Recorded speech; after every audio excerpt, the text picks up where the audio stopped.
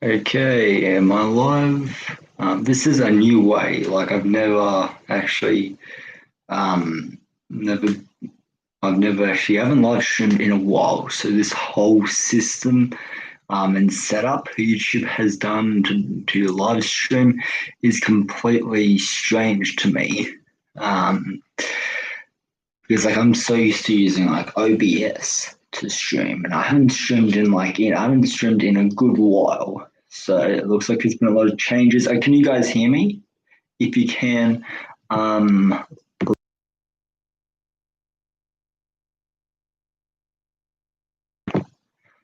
um, but yeah, I'm gonna try this out.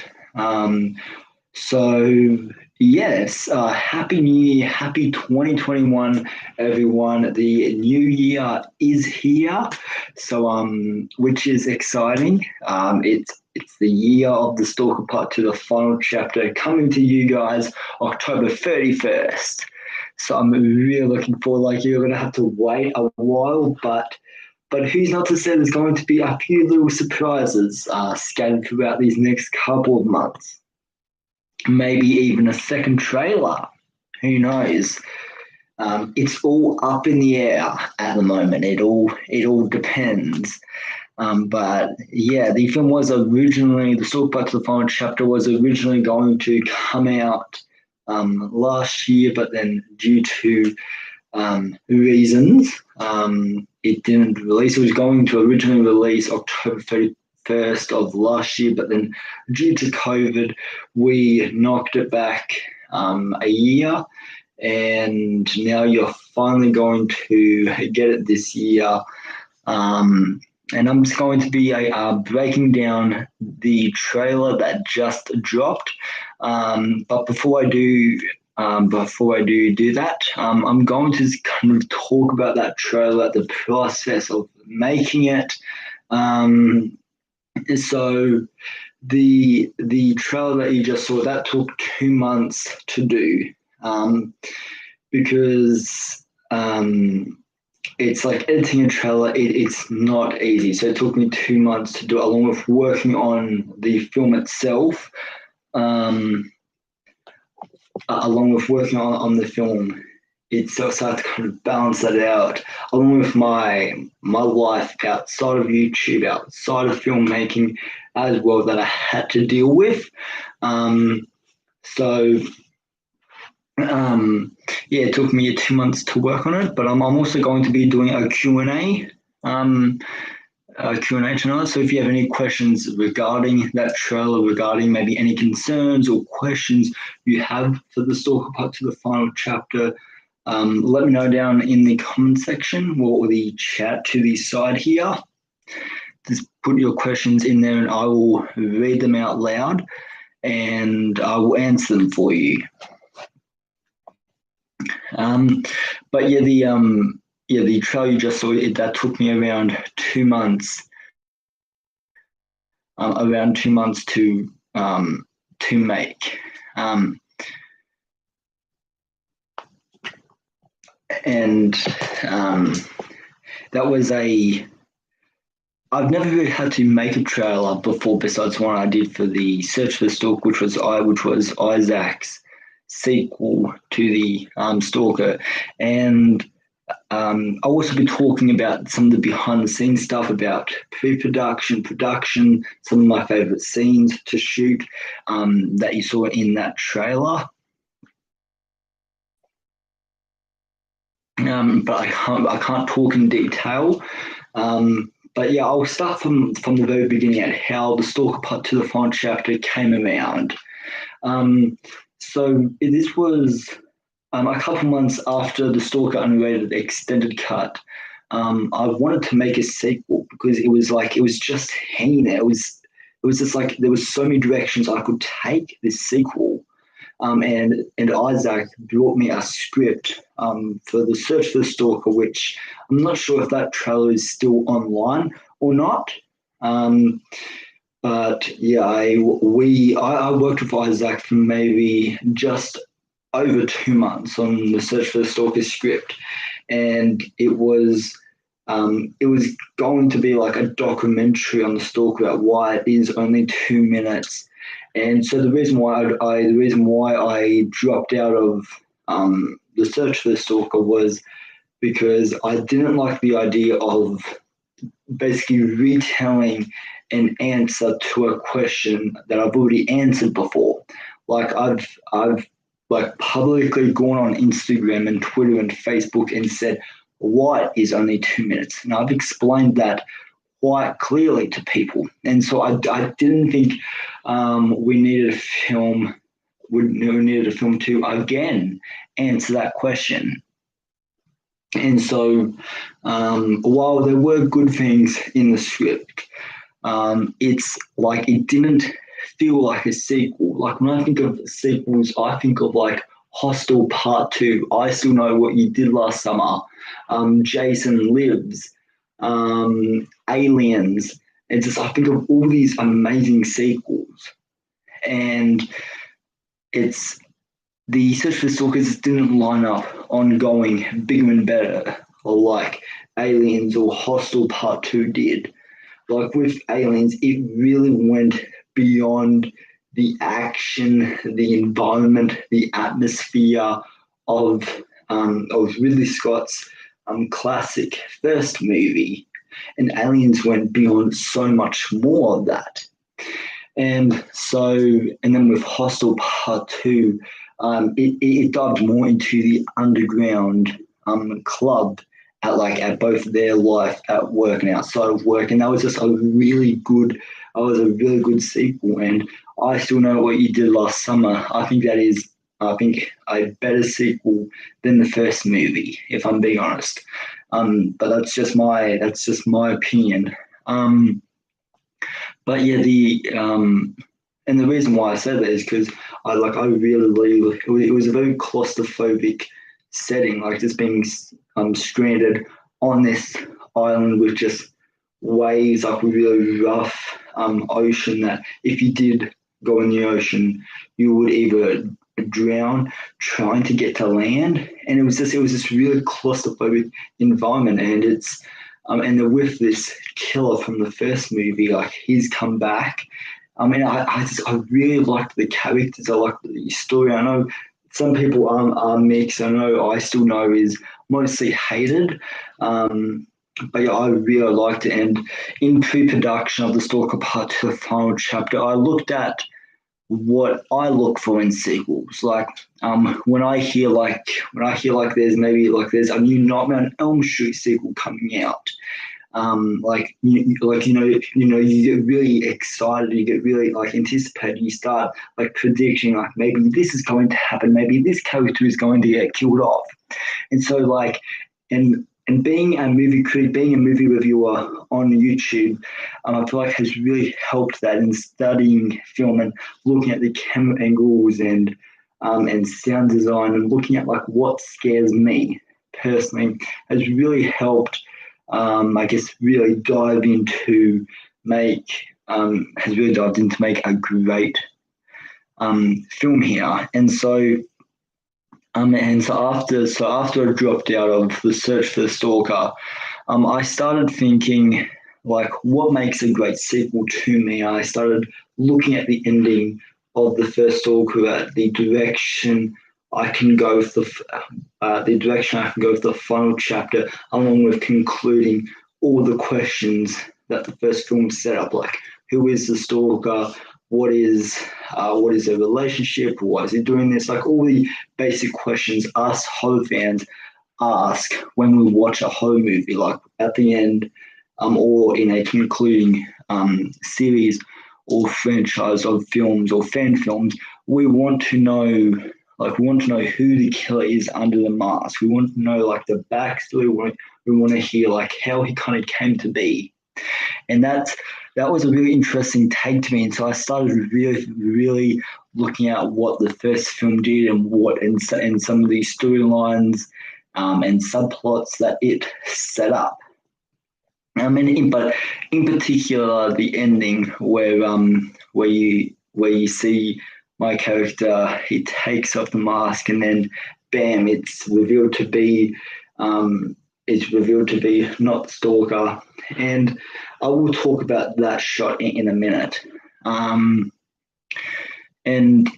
yeah, and it leaves with this ending of just like the stalker kind of holding my character, and so you start thinking like, what happens? Does my character get free? Does that happen in in a different timeline? Two-part two. I just started thinking of all these questions about the direction I can maybe take part two.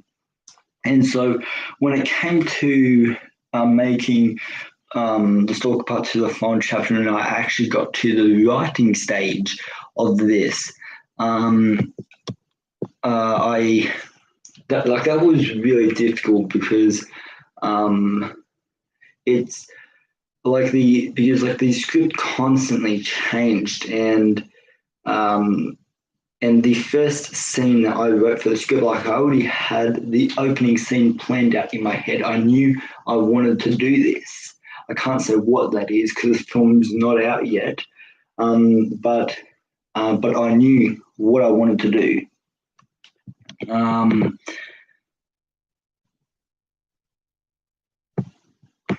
I knew what I wanted to do and why I wanted that to happen and how it all connects in. And yeah, you will see what I mean when you do see the film. And so the opening scene was the first scene that I wrote, and so the opening scene kind of lifted off like all these ideas that I can kind of take this script. And so I finished draft one, and as any first draft of a fan film script or film in general, it's always going to be like mediocre. It's an okay for what it can be, but it can be way better.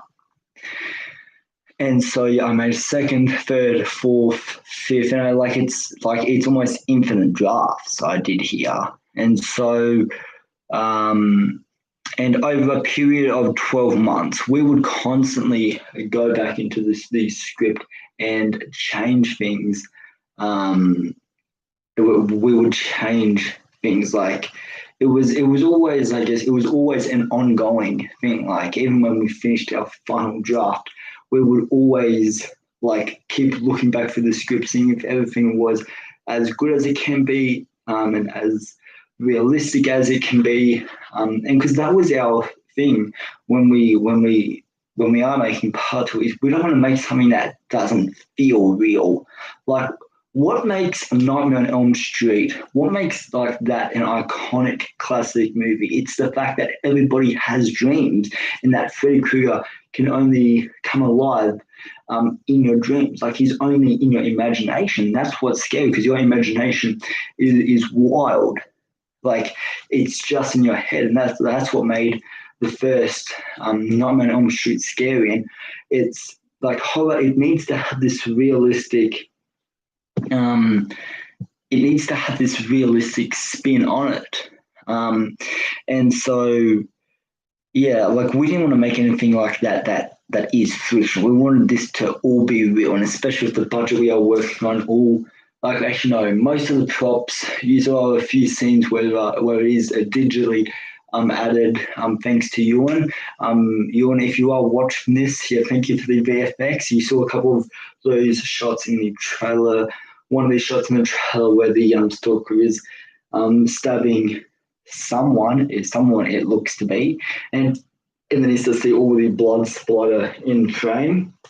Like that was all done by Yun, and I think he did a terrific job with the blood effects. And as you also see in the trailer, there's a couple of shots of Callum Doherty as Dean.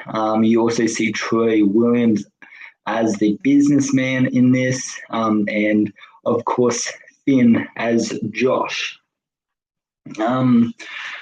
Which Finn is Finn's a good actor to work with because he's always, whenever he's on camera, he's always reaching for his very best. And even I'm trying to remember where I heard this quote from. It was a famous director. I can't remember who the director is, but there was this quote, or it was like this article that I read saying like, doesn't matter how many takes, like whether it's one take, two takes, three takes. Like you just do it until you get it right, until like that's the shot for you. And that's something that has always stayed with me because that is so true. Like that is like that is when I'm on sets. That is what I do. It's like I remember like I said to Finn like yeah, that's good, but I think it can be better because we don't just want to make a good sequel here. Um, we don't just want to make a good sequel here. We want to make a great sequel. Like that's the goal. That's the goal. If you want to make any sequel, you're always reaching for bigger and better. Like it should never be low scale. A sequel should be going way beyond the first film and everything that it did, which we do. And as shown in the trailer, there's more of a world expanding. It says you get to see more of you get to see more of the environment in this one, which I really liked. Because that's what some of the best sequels do to me. Is actually they expand the world, they expand their stories, they expand like the characters. They just stretch everything out until there's nothing left. Until like that's what you can do. Like that's the sequel you have. Like you should always be stretching to make it better and better and better. And so it's like that's what we did over the course of 12 months. When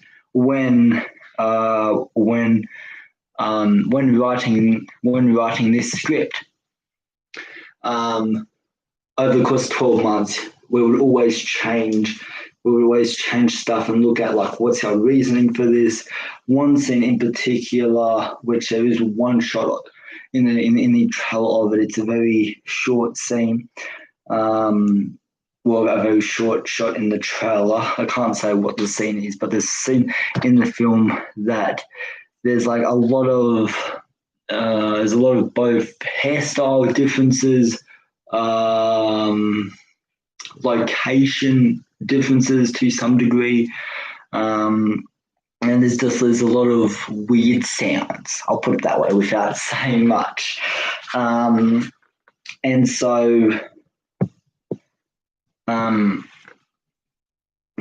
that was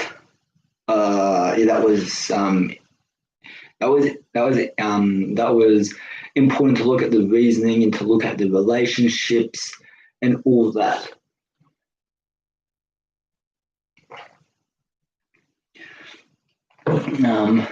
But yeah, and then what happened after that? So yeah, and then we spent, I believe it was like this was during our changes to the script. We would be financing the film, which the cost for this one is just over $200, and the budget for the first Stalker, and the budget for the first Stalker was $0. So there's a big change in financing and budget this time around. And so yeah, that was also something we were just looking forward to, like our first budget. And yeah, but yeah, I just wanted to, I guess, talk a little bit about the behind the scenes. I will be breaking down the trailer tomorrow. I will be doing another live stream. Just kind of talking about the trailer and breaking down to some of the scenes, some of the techniques, and just kind of talk a little bit more about the cast and crew, the process that went into the trailer, to some of my favorite shots in the trailer, some of my favorite scenes. But yeah, part two, I really, really hope and I really feel that you guys will like. Because as I said in my Instagram live stream on the Stalker Part II page to reveal the trailer to you all, it's like everyone who posted a comment in the Stalker Unrated extended cut, like everyone has participated in this, like has participated in making the Stalker Part II, the final chapter, a much better film than the first. Like you guys have helped and have participated in the making of this film so much. And that's why we really appreciate every single one of you, every single one of you that I am talking to right now. I appreciate every single one of you because without your criticism, like we would not, we may have made the same mistake as the first. But thanks to your criticism, we could actually use that as our guiding point to making this sequel better and just look at our mistakes. So the first one, like saying, okay, this person doesn't like this percentage of people don't like this scene, don't like this performance, don't like this camera shot, don't like this sound, don't like the music. Like I can go on and on and on. Um, but yeah, and so everyone participated in really making this sequel better, and that's why I really thank you everyone for your involvement in this, because without you, part two, the final chapter, would not be possible without you guys. If anything, you guys are the ones who have made part two really for us. You've really you've helped us out in the biggest way by giving us feedback to and using that as our guiding and using that as our guiding point for making the script and making a better film. So yeah, we appreciate every single one of you, and we love each and every single one of you, and we thank each and every one of you for your participation in the Stalker Part II, the final chapter, and your feedback from the first Stalker that really helped us out. But yeah, we really hope that you all like part two, because we've put like our heart and soul into making this like the best possible Scream fan film that we can. Like there's not really a day that goes by that we don't talk about part two, or we don't at least work on the film. Like every single day is just, it's a new topic, there's something always new to talk about, there's something that we can always expand on, and maybe just really just I guess stretch our opportunities for what we have in our scenes. And since the runtime for part two is already since the runtime for part two is really much bigger, I guess, or what should I say here, or more lengthier. That's probably not the word, but like I like why that sounds. So I'm just flowing with that. Um, it's currently, as we stand at the moment, it is at 11. It is at 11. It is at 11 minutes and 50 seconds. So that's the runtime currently, and we still have a few scenes to shoot.